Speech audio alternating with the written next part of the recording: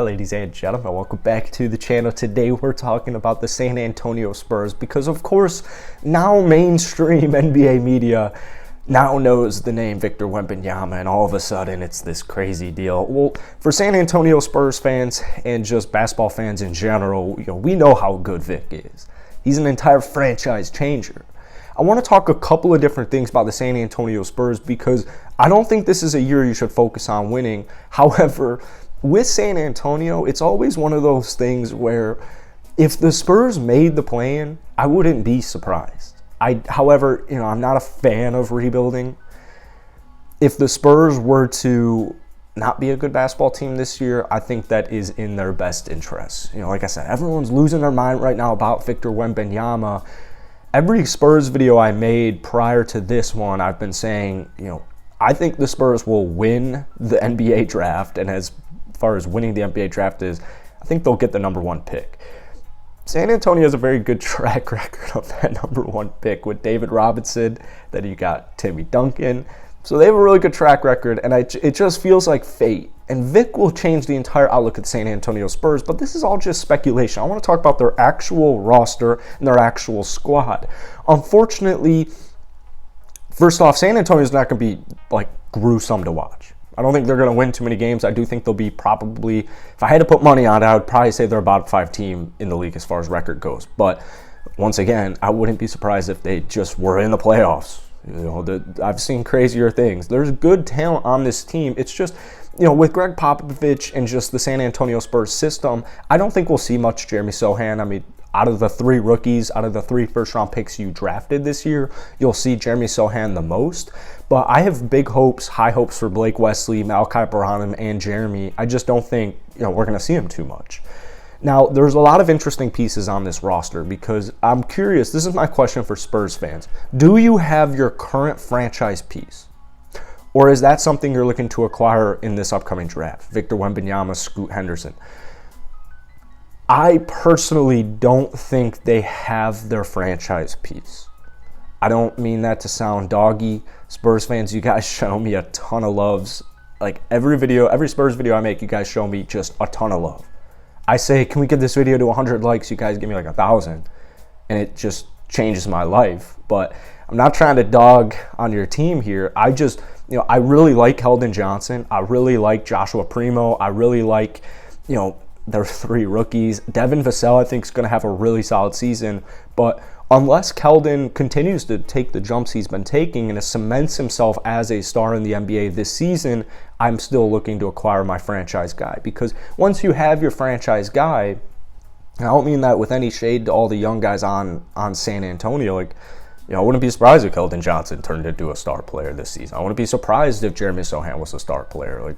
In fact, Jeremy Sohan probably will be a star, at least a couple-time All-Star in his career. I think he's a very well-rounded basketball athlete. Keldon is really good. And Keldon is on one of the most team-friendly contracts even right now. But I guarantee you guys, once we go a year or two, probably even just 1 year from now, at this exact 1 year from now, first off, we might be in a lockout. I think you'll look at Keldon Johnson's contract and be like, wow, that was a good move. There's just enticing players.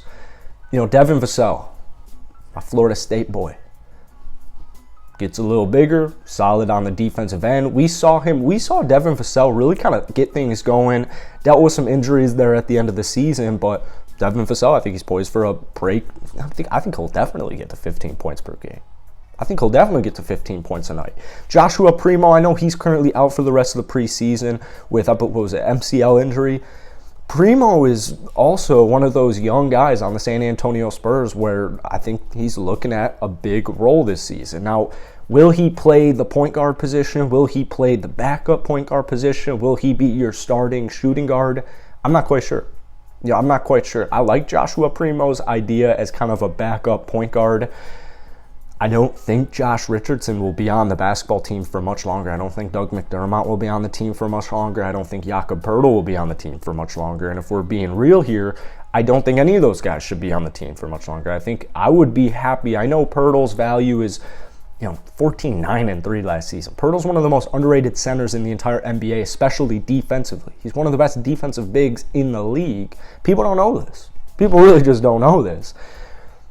I want 1 first-round pick at least for the combination of those 3 talents. Doug McDermott, I think they were saying he's viewed as a negative asset. So, is Josh Richardson worth 1? Is Poeltl worth 2? If I got 2 first-round picks for a bundle of those 3 players, I'm ecstatic about it. I'm absolutely ecstatic.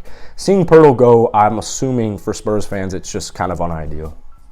He's just a really solid, promising player, and he continues to improve season by season. But talking about that backup point guard situation, that's really one of my big question marks on this team. Because I know from a night in to night out basis, they're going to be fun to watch, even when you have guys like Josh Richardson, Dougie McBuckets, Jakob Poeltl out there. You have Keldon Johnson, you have Devin Vassell, you have Joshua Primo, you have even guys like Isaiah Roby. I think Isaiah Roby's a really low-key, solid basketball player. OKC, they just had too many cooks in the kitchen. They had to let him go. Zach Collins is a really good role player at worst. Really good role player at worst. He hasn't been healthy in quite some time, so I'm interested to see what he does in possibly an extended role once Jakob Poeltl gets traded, or if Jakob Poeltl gets traded. The backup point guard position, so I was listening to a show, I think I was listening to one of the Athletic podcasts, and they were talking about the San Antonio Spurs. I think they were saying the Spurs would be the worst team in the league on paper. Like, statistically, record-wise, they'll be the worst team in the league.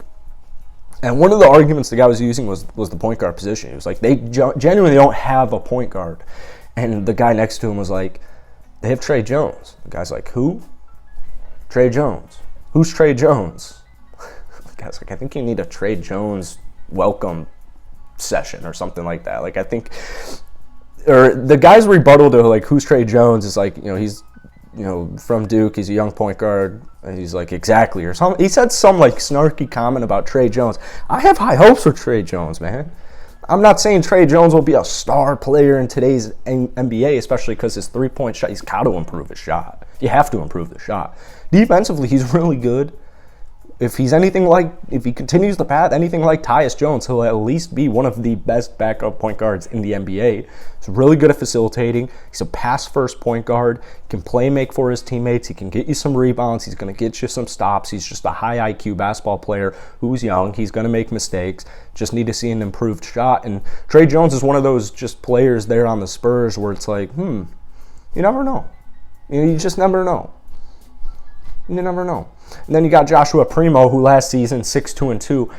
I think at 19 years old, like, you just played 19.3 minutes a night in your rookie season.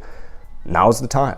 You got 16 starts last season. You're going to see 25 minutes at least from Joshua Primo. If you didn't, I wouldn't be all that pleased. But he's a really enticing player, very enticing player. So we'll see how San Antonio does. There's just a lot of nice lottery talent or around lottery talent. There's just a bunch of first-round talent on this basketball team. And what I'm going to do if I'm the San Antonio Spurs is I'm looking, I'm trying to figure out who I'm continuing to go on with. That's what I'm looking for this season. Like guys like Zach Collins, Isaiah Roby, are they a part of our long-term future? Who's our guys? Who are our studs? What do these guys do good at? What are they bad at? What do we need to improve on? What should we look at in free agency? Because we're going to have a ton of money in free agency. So this is like the start of something good for San Antonio. I just don't think it will be winning-wise that fun of a season. There will be some frustration like you always do with young basketball talent out there. But they're going to show plenty of flashes. So I think by the end of the season, San Antonio you'll be feeling pretty good about them, especially headed into that draft where you'll probably have a top 5 pick for sure. So let me know what you guys are thinking. Shout out San Antonio Spurs fans. You guys show so much love on this channel, man. Let's try and hit 100 likes on today's video. So hit that like button, hit that sub button. All my links are down below if you want to check that out. And I'll catch you cats later. Peace.